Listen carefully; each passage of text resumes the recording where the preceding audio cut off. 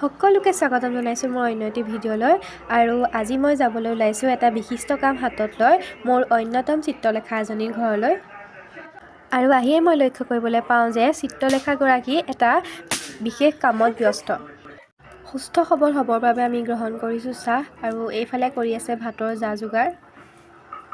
মই হাতত লৈ অহা বিশেষ কামটো হৈছে ৰীল প্ৰস্তুত কৰা কিন্তু তাৰ আগতে লিপষ্টিকখন মেইন ৰিলছ বনোৱাৰ আগতে আমাৰ হাতত বিশেষভাৱে আহি পৰিছেহি এটা পাৰ্চেলটো খোলাৰ পিছত তাৰ ভিতৰৰ পৰা কি বিশেষ বস্তু ওলাব মই দেখুৱাই আছোঁ পাৰ্চেলটোৰ ভিতৰৰ পৰা উদ্ধাৰ কৰা হৈছে নিজৰ ধন সম্পত্তিৰে তয় কৰা এযোৰ শৰম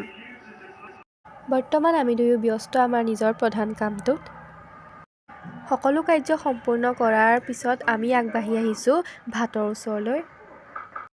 বৰ্তমান মই প্ৰস্থান কৰিবলৈ লৈছোঁ ঘৰৰ দিশে আজিলৈ ভিডিঅ'টো ইমানতে সামৰিছোঁ